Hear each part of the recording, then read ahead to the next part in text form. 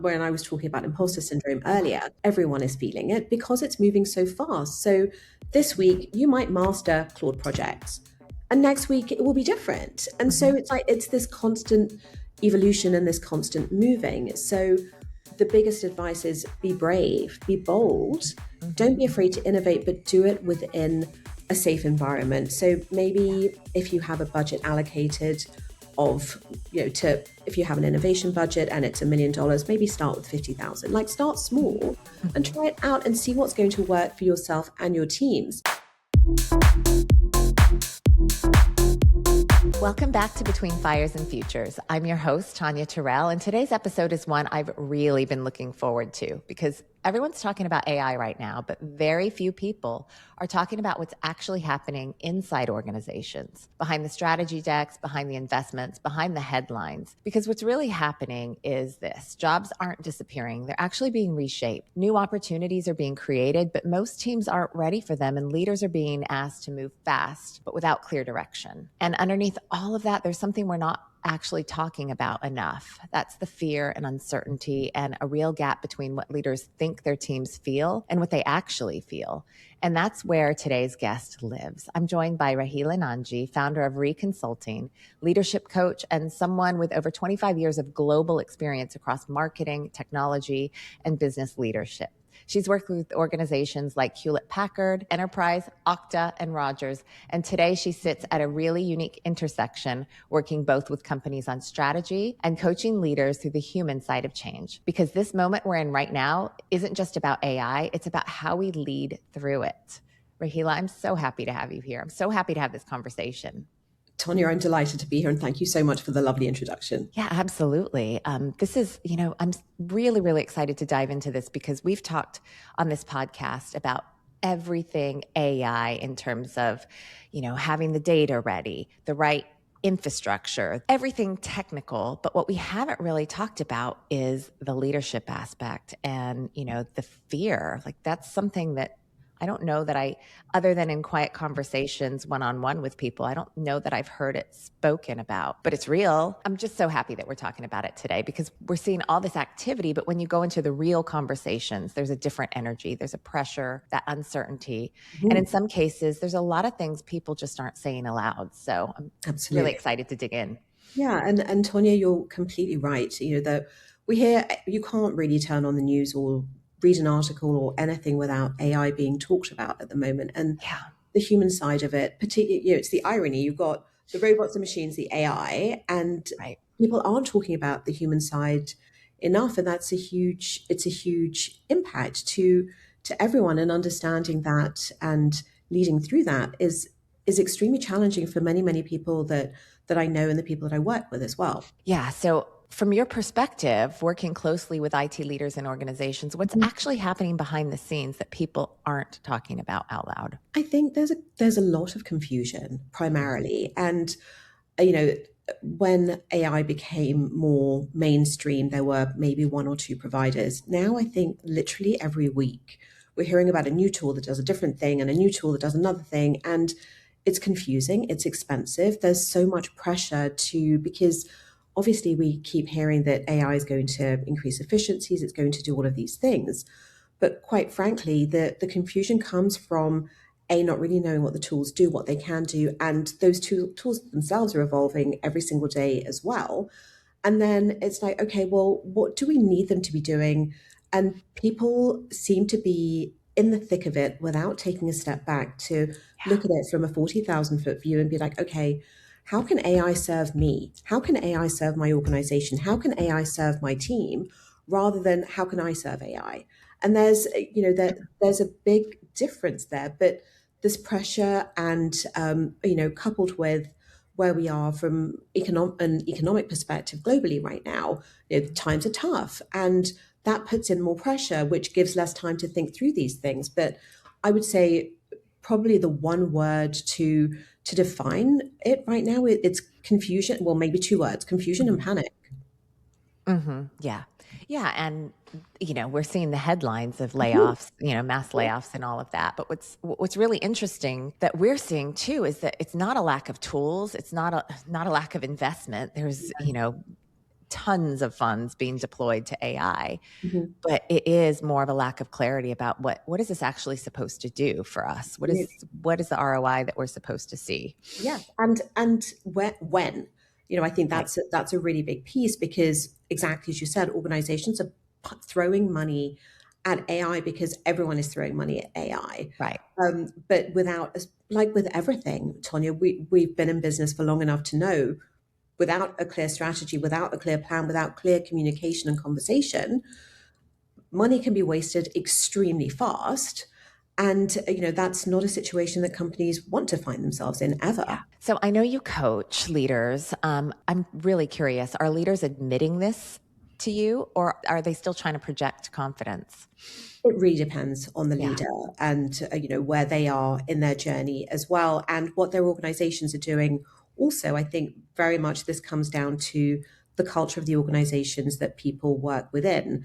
For Mhm. you guys, it's a very warm organization. There's a really solid culture of communication and collaboration and also innovation.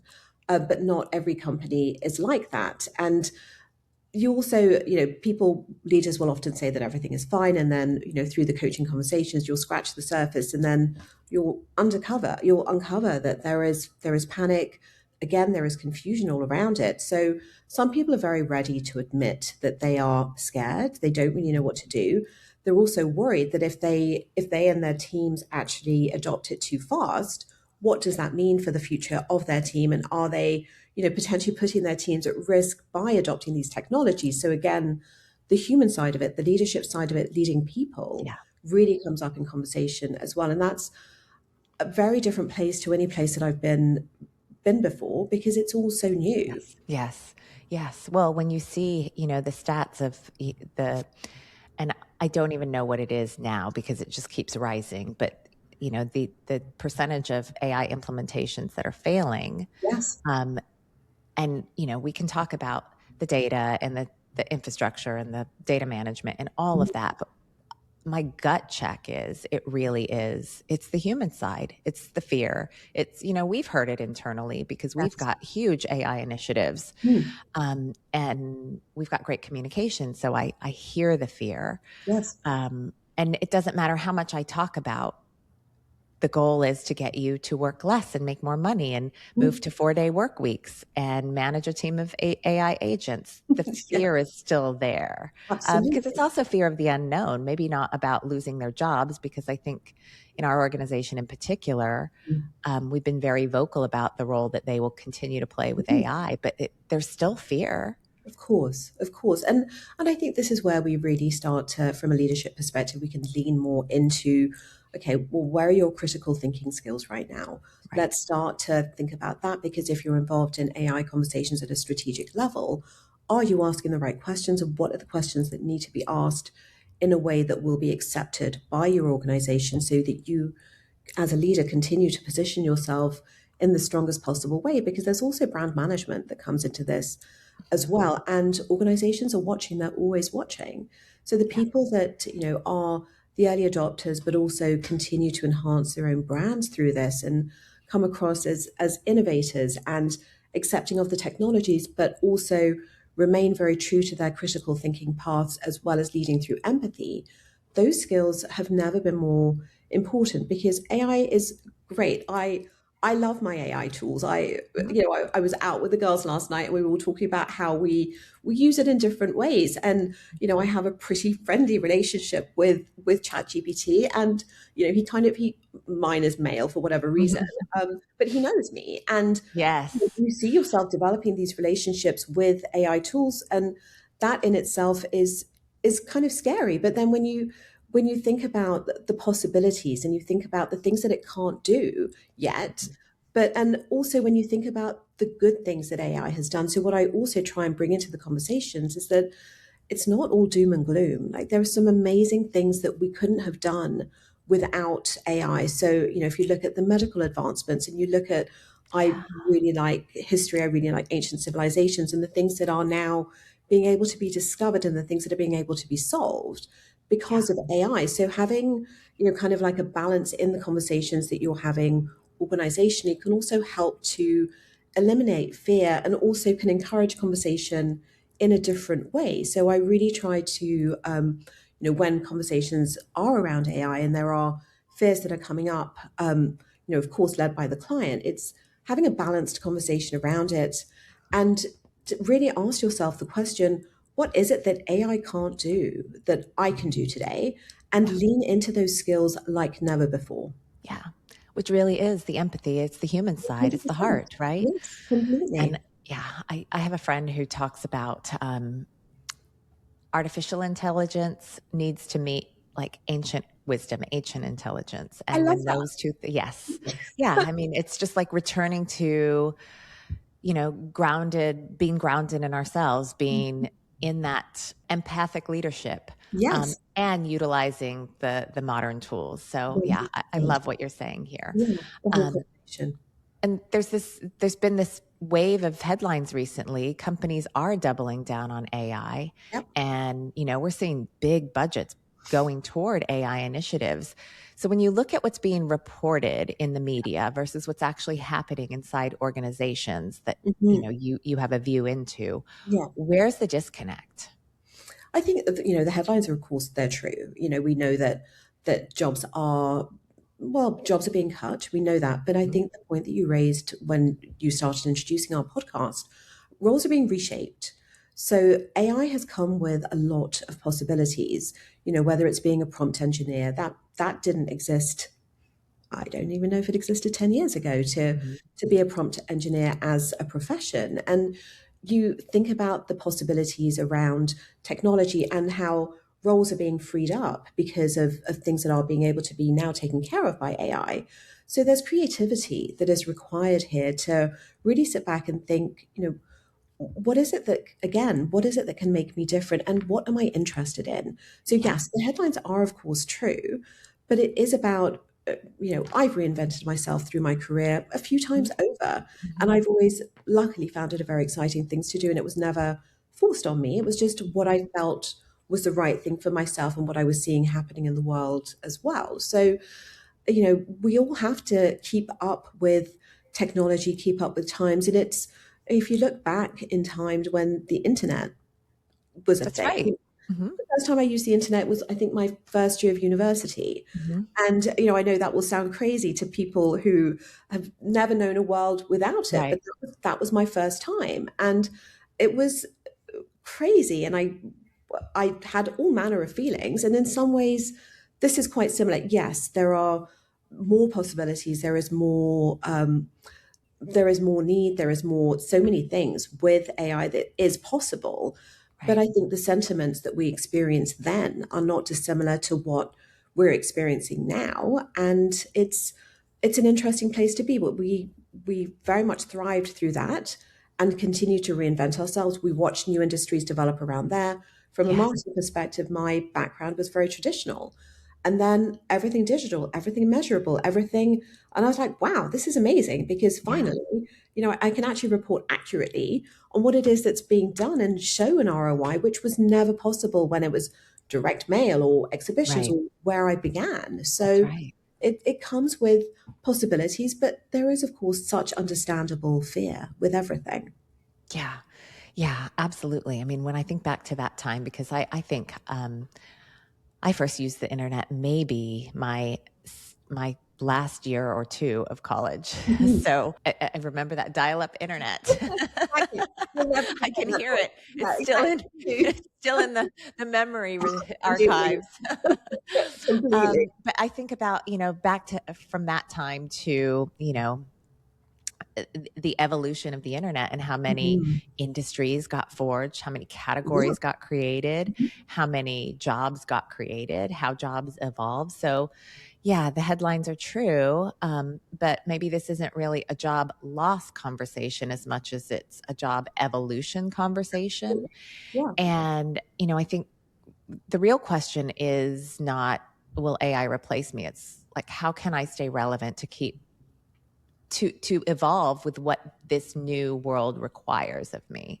exactly. So how would you answer that? Because I feel like that creates another uncomfortable reality where you don't lose your job overnight, but you Yeah, could slowly become misaligned with how you're with what your job will require. absolutely. So, that can create some discomfort because it's not like your role disappears. It's just that the expectations are going to change and evolve, and not everyone knows how to keep up with that. So, what's your advice to leaders on how to manage that with their teams? And what's your advice to people in general? Yeah, that's such a great point, and I think that relevance is huge for all of us.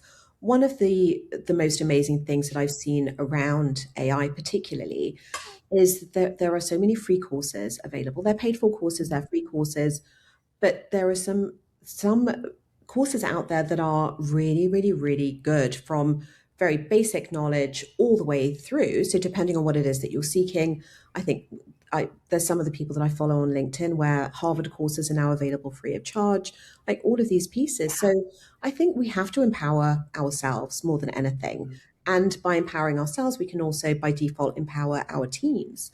And so as a leader, have a conversation with your HR department. If you have a budget, if you have an L&D budget, then really lean into what's available. Most companies that I work with have access to, whether it's their internal universities or LinkedIn Learning, things like that. So really empower yourself, but get very specific about what it is that you want to do. So maybe look at a few different courses. It could even be through Udemy. It could be, there's so many different places. So figure out what it is that's going to interest you. So, and leverage the tools that are available to you. And if the courses are free, try a couple and see, it might spark something in you. And you can then really start to have more conversations with your team about A, what you're feeling through this, B, what you're doing to offset as much as possible, and recognizing that time is, well, one of the reasons that AI is hugely popular is because it's providing efficiencies, etc.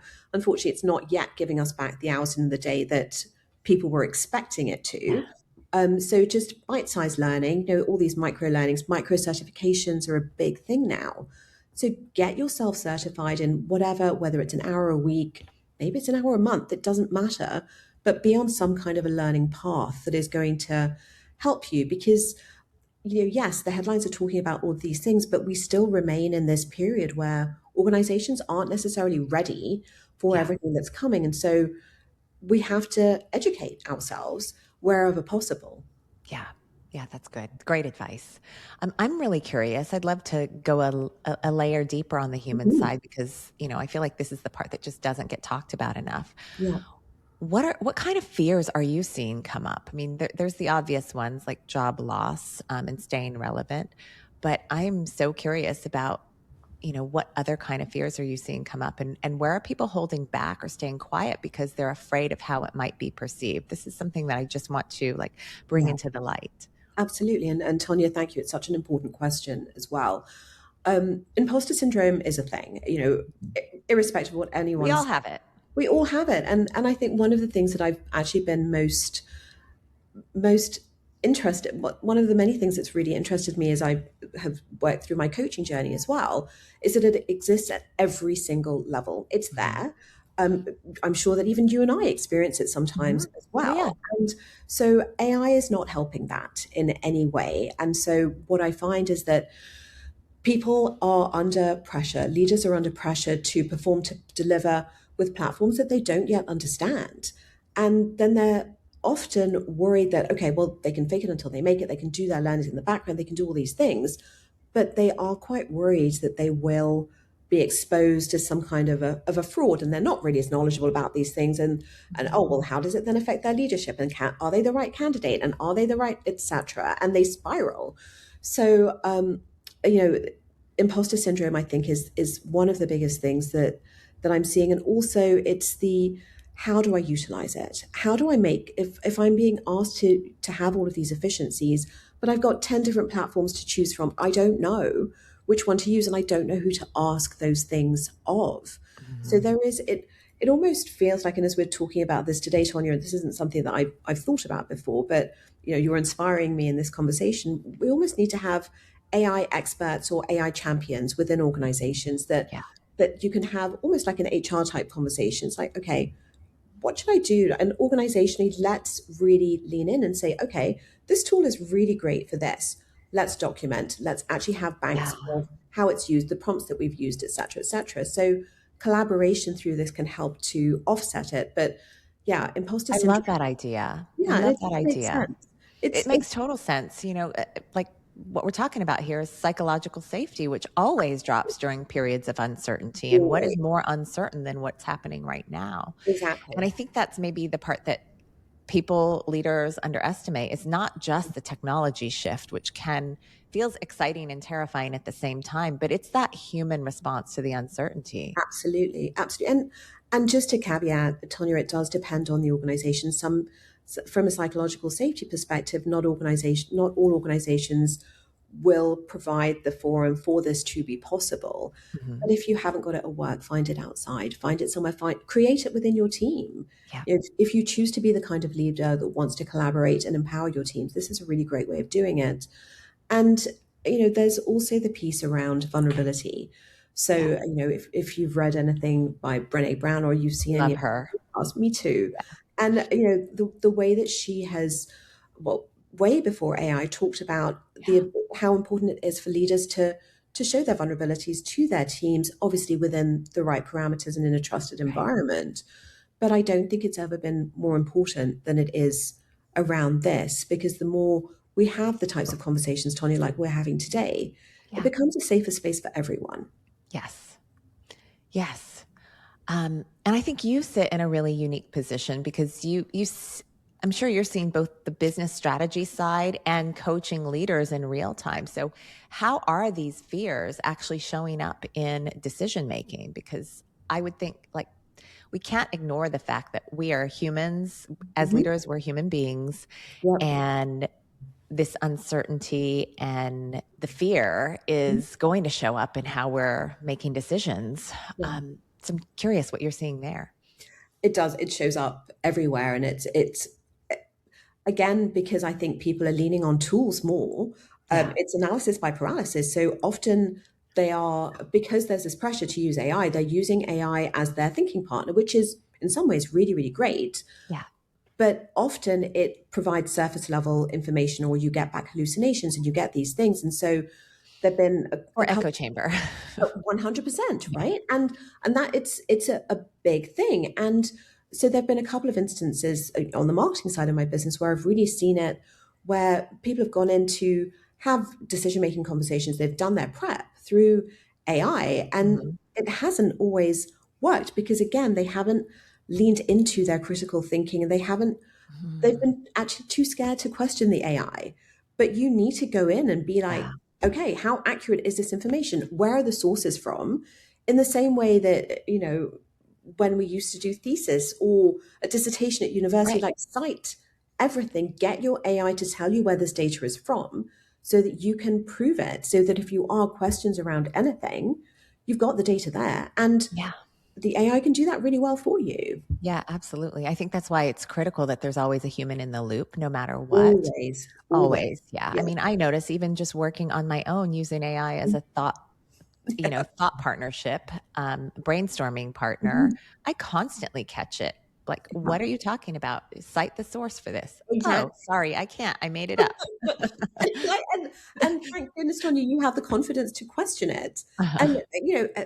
AI is great, and I think one of the reasons that I talk to mine in the way that I do is because he's great. He's the best hype person ever. Yes. Yeah, Yeah. you know what? This business idea is great, and don't worry. In like 5 weeks, you'll have this much, in revenue ROI. Don't worry about anything. And I'm like, wow, that's amazing. How possible is it? And then I'm like, okay, let's break down a plan. Let's do these things. Right. And it's I again, because it knows me, as we were talking about earlier, I fed into it, so it's very aligned with my personality. But it can be a very slippery slope because it can fuel you with confidence when you're going into a decision making meeting where Yeah. you're like, yeah, I've got this, and maybe you have, but do your due diligence, have the human in the loop, empower your teams to do the same thing so that they're not caught out in those scenarios, because no one's asking you to be the SME on everything. but the things that you can be, it's this whole T-shaped thing, be T-shaped. So have broad level of knowledge, but have a couple of things that you are the SME around, so Yes. that when you can be the expert on that Yeah. particular piece. Yeah. Great advice. So Mhm. I want to make this practical because the Mm. leader, there are IT leaders listening right now who are in the Yeah. middle of this. And I think there's so much hype, there's so much noise around the technical parts, Mm. the technical requirements around AI that I think like this is such an important conversation we're having. So I'm so Mhm. grateful that you're here to have it with me. So for anyone listening, how do you start having these conversations with your teams, especially when you don't have all the answers yourself? I think AI should be a part of every team conversation you have where Mhm. possible.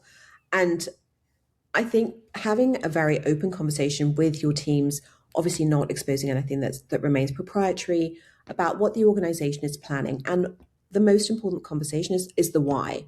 Okay, so let's say for argument's sake, you and I are part of a team, and you're the leader, and we're having a conversation around how your company is going to be using AI.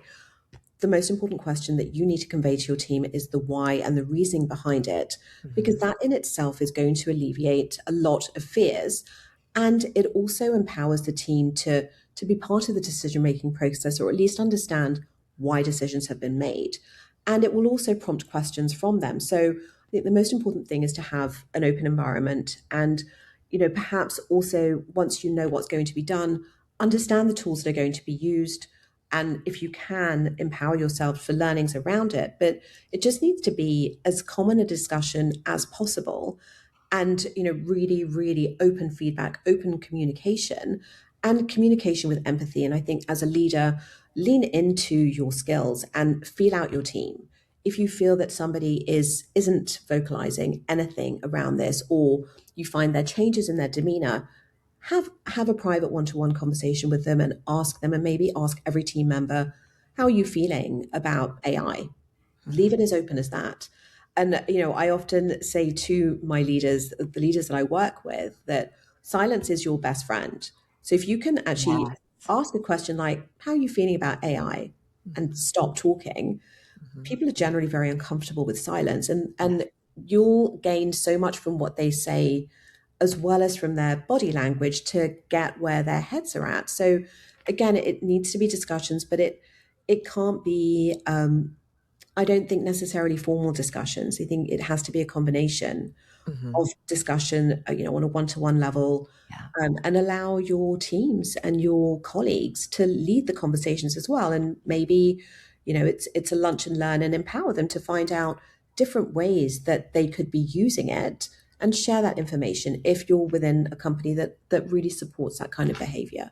Yeah, that's really powerful. Mhm. And that is, I mean, that's just great leadership advice all the way around, Mhm. regardless of if we're talking about AI or anything Yeah. else going on. It's Mhm. just great advice. Yeah. And I think that's a really powerful conversation to have. And yes, that's actually one of our approaches in terms of prospecting with IT Yeah. leaders is, we call it the open-ended question and shut up approach, because Absolutely you right. can get so much information by just asking a high mileage question that's Mhm. open ended and wait for the answer. Yeah. Um, and even when you get the answer, continue to be silent, and Yeah. they will dig a layer deeper and a layer deeper. Exactly right. It's powerful. And, actively listening through that. So, the nodding, the eye contact, whatever that Yeah, is, it's yeah, big. And all of those absolutely. things. And these are things that AI can't do. So Yeah, again, just lean into them as much as you possibly can. yeah, absolutely. And the highest performing teams really are built on psychological safety. So this is just so important. Absolutely. Absolutely. And to your earlier point, there's never been a time that psychological safety has been more important than it Yeah, is now. yeah. And it is our differentiator as humans. Completely. Completely. Yeah. Totally agree. So leadership in this moment just Mhm. looks different than it did even a few years ago. Absolutely. Yeah. There is more uncertainty. So overall, if you had to paint the sort of total picture, what does good leadership look like right now when things are moving fast, Yeah. expectations are high, and there's a lot of uncertainty? Curiosity. Being a curious leader is an extremely important trait. So be curious about what organizations are doing, be curious about what your competitors are doing, be curious about how your team is doing and how they're feeling as well. And most importantly, be curious about yourself. Like what's Yeah. going on inside you and where is do you need extra support? And if so, how can you seek that? So curiosity, I think, is the number one, and empathy, as we've already talked about, Mhm. and innovation. This is a Mhm. really exciting time if you It approach is. it with the right mindset. And I don't think we'll go through something like I don't believe that I'll see, who knows, maybe I'll be proven wrong, but I don't imagine seeing anything else as big as this. And that makes it I can't potentially imagine. right. Yeah, And I I think, can't imagine. lean into that. There are a couple of websites that I found that have really good AI stories, like good Mhm. news stories.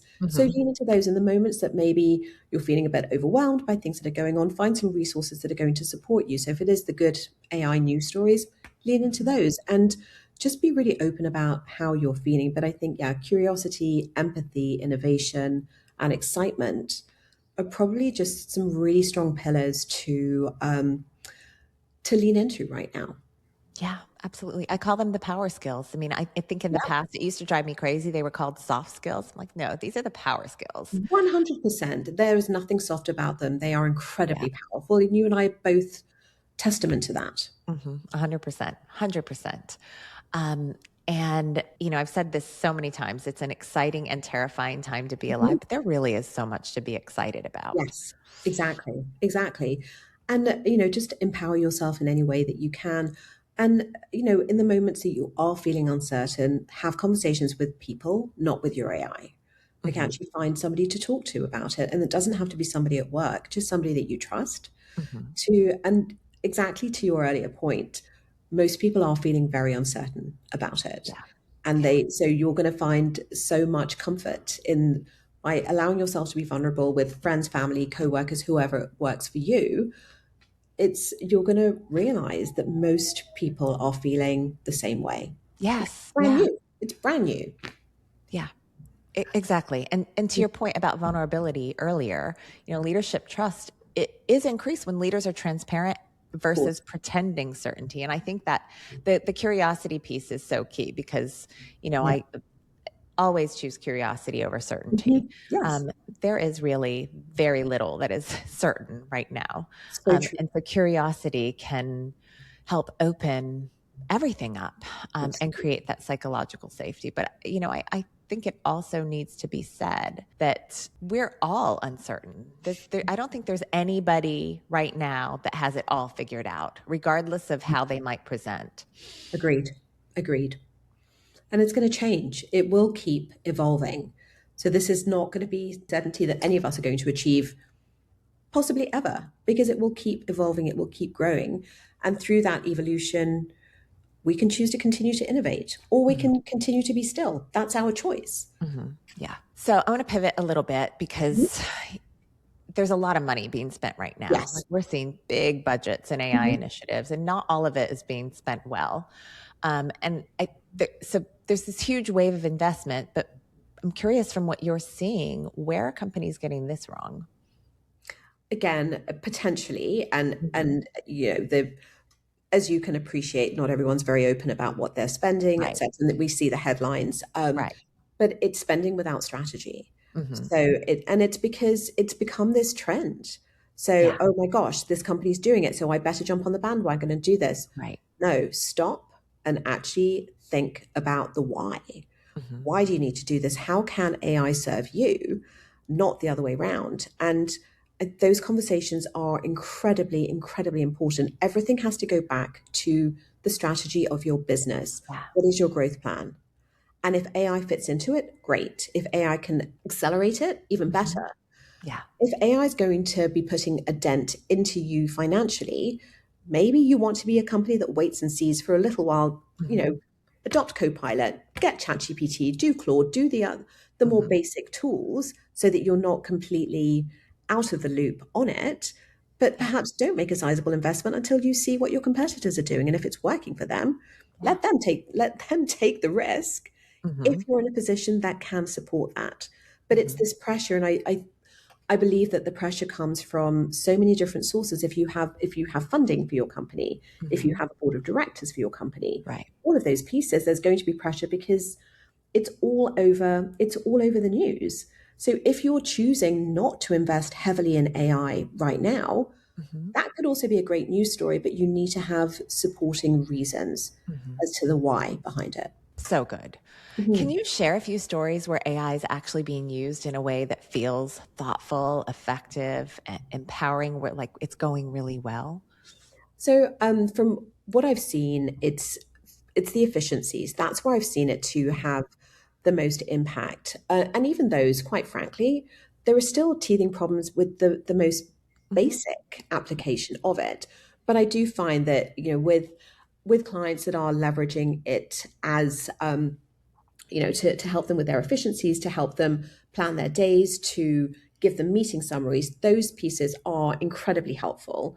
And I Mm-hmm. think, you and I both probably experienced that ourselves. It makes things easier. The one caveat there is that sometimes the information is more surface level. So you have to really make sure that if you've missed a meeting and you've got that information conveyed to you, make sure you've got a full understanding of the meeting as well. Right.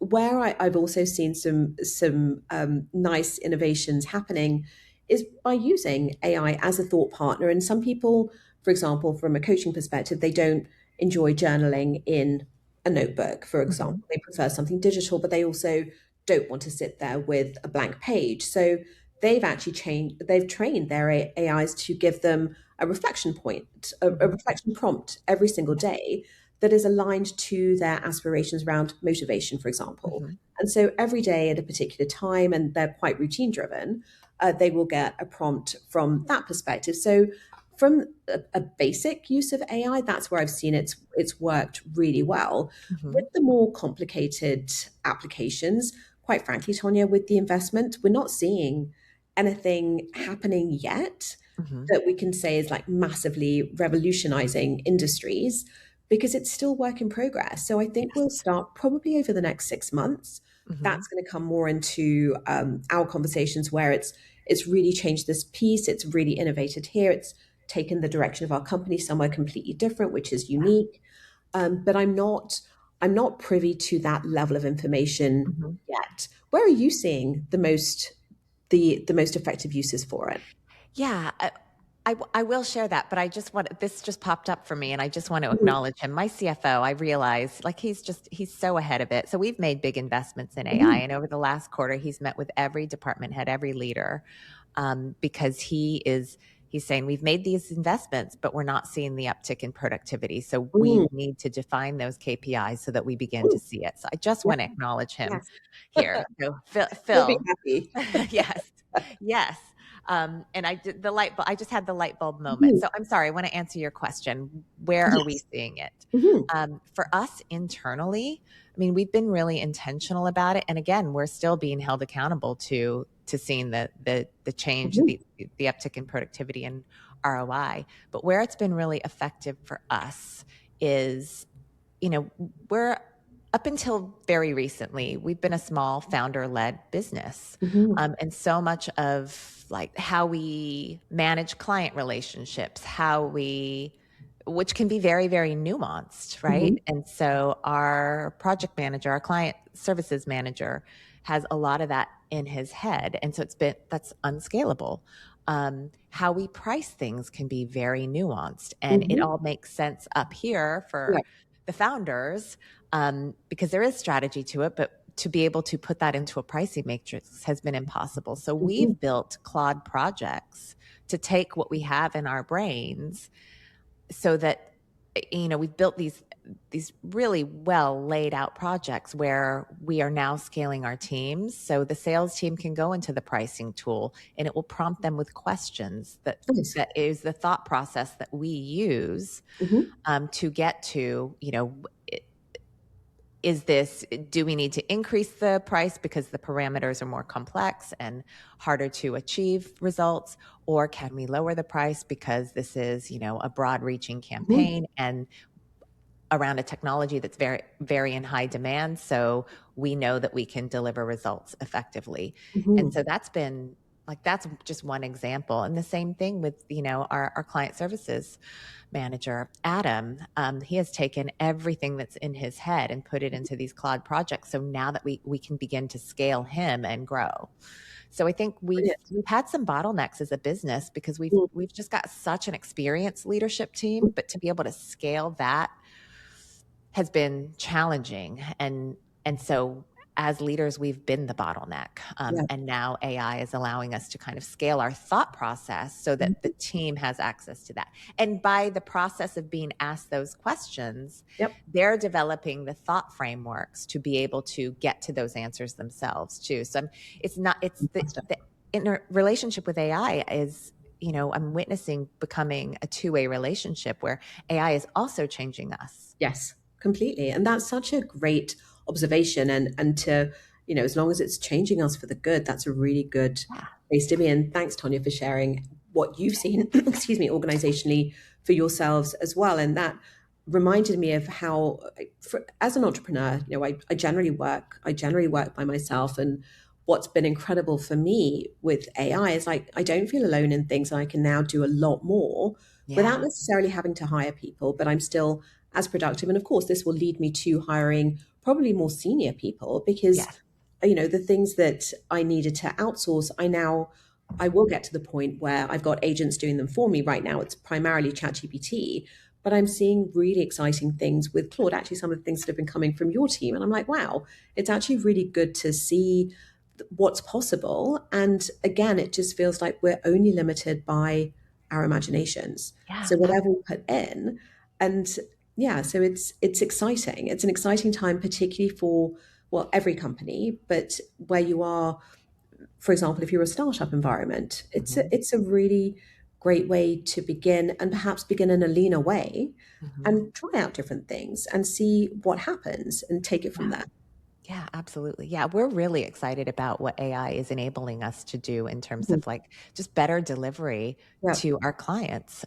Things that would have been much more manual and hard Mhm. to over deliver in the past. There are so many things that have been on, I'm very visionary. So there's been so many Mhm. things on my wish list of what I would like to deliver to clients, but manually it's very difficult. And so now Sure. we are using AI to sort of reimagine the business. Mhm. How can we deliver these things that we always dreamed about? And so seeing those things come into play is really exciting. Completely. I'd love to hear more about all of that, Tonya. That sounds amazing. Yeah. Yeah. We'll set up another call because For there's sure. there's so much to share. Yeah. Yeah, I'm really excited about it. And as excited as I am also very aware of the fear in our team. I mean, some of Yeah. my team has been with me 20 plus years, and Mhm. there is still fear around the uncertainty. And I also think, if I'm being honest, I am really excited, but I have fear too because there's with AI, it changes the landscape of all business. And so I want to make sure that we stay relevant, that we stay effective as the landscape shifts beneath our Mhm. feet. Absolutely. And in some ways, I'm really grateful. We have a CTO who's just very AI forward. He's Mhm. gone deep down the AI rabbit hole, Mhm. and holds us accountable to keep pace with him, Mhm. which is great. Um, but that doesn't change it. I'm human. I still feel fear, and Mhm. sometimes I feel like we're behind. So Yeah. I think there are a lot of, and again, before I get into the question, I'll back that up. I am really visionary, so I see all the Mhm. possibility, and then we're not moving fast enough, and then that like ignites that fear. Mhm. So, and I don't think that's dissimilar to a lot of leaders right now who feel like they're already behind because you're Absolutely. seeing what peers are doing with AI. Yeah. So if you're advising a leader right now who feels behind, where should they focus first? I think they need to focus on what's possible. So Mhm. you need to really look. So if it's a leader like yourself that has insight into the finances, the budgets, what's available. So again, just be really clear about what you're trying to achieve and where you believe that AI can help you. And that's always a great place to start. But this fear, Tonya, that you've shared, and thank you Mhm. so much for sharing around being left behind. Everyone, when I was talking about imposter syndrome Yeah. earlier, everyone is feeling it because it's moving so fast. So this week you might master Claude projects, and next week it will be different. And so Mhm. it's like it's this constant evolution and this constant moving. So the biggest advice is be brave, be bold, don't Mhm. be afraid to innovate, but do it within a safe environment. So Yeah. maybe if you have a budget allocated of, to if you have an innovation budget and it's $1 million, maybe start with 50,000. Like start Mhm. small and Mhm. try it out and see what's going to work for yourself and your teams. And also, one of the biggest things, because everyone is feeling this, communicate at every level within your organization. You're the CEO, so you've got access to everyone, and encourage honest conversations around what they're feeling, but also get their input back. So if what your CFO has implemented is working for one team but not the other, what are the guardrails that you have in place that it's like, okay, it works for 60% of the team. Is that enough? So Yeah. have those very strategic and the benchmarks that are in there. You'd mentioned KPIs earlier, but Mhm. have the if it's not, what's our get out? If this piece doesn't Right. work, how long do we try it for? So Right. strategize through it and Yeah. make a plan, because that's the only way it's going to work. And maybe it's another Claude project that Mhm. tells you how to track all of it, which would be great. But I would have the honest conversations, but be bold within a safe environment. Yeah, that's great advice. Really great advice. And what I really take away from all of this, the whole conversation, is AI really isn't the hard part. It's actually how we're leading through it. Exactly. And I think, I think there's this like low grade fear that I'm sensing from leaders Mhm. about being replaced by AI, but I don't think that is what's happening. I think AI is really just exposing how we already lead, and it's calling us forward to a different level of leadership. Completely. And that's a great way of looking at it. AI is a tool at the end of the day, but it's like a Swiss Army knife. So, Yeah. you can use it for multiple things, and we should be using it for multiple things, but at the end of the day, it's a tool. It doesn't work without us. So how can we lean into that? How can we be better leaders in this age of AI? And that's Yeah. what it comes down to. Brilliant. This has been such a powerful conversation, Raheel. I appreciate you. And I really I am I'm really motivated and inspired by this message because yes, AI is a fantastic tool and Mhm. we're all bought into the AI hype. But what I'm walking away with is clarity on what's really important is how we lead through it. It's Absolutely. it's got my wheels turning, even as I'm talking about the fears among my own team, how to go and address those. So thank you for that. It's become really, really clear through this conversation. It's really how we support people through it and Absolutely. whether our teams actually feel ready or safe enough to engage with it, and Absolutely. and the responsibility we have as leaders to create that safety for them. Absolutely. And also pay attention to ourselves. How are we feeling through all of it? Yes. And be prepared where possible to share that. And I Thank you love so it. much. Oh, thank you, Tonya. It was such a pleasure. And thank you for inviting me. And I've uh, really, really enjoyed it. I can see that we want to have more conversations, so I would love to invite you back next season too. I would love that. So So, and if you want to connect with Raheela, you can learn more about her coaching work or explore reconsulting. We'll include the links to her website and LinkedIn in the show notes.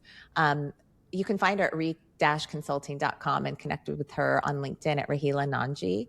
But again, we'll link everything in the show notes. And if you're listening to this and feeling the pressure to figure out AI, but you do want to do it in a way that actually makes sense for your organization, that's exactly why we built Technology Match. So you could head over there and explore what's available. We'll link Raheela's page in the show notes as well. Raheela, so much gratitude. This was such a great conversation. I think it's one that's really long overdue amid all this AI hype. And I really appreciate you coming on to share. I appreciate the conversation and being invited, and for your honesty as well, Tonya. This has been such a pleasure. And I look forward to seeing you soon. Yes, me too. Take care. Thank you.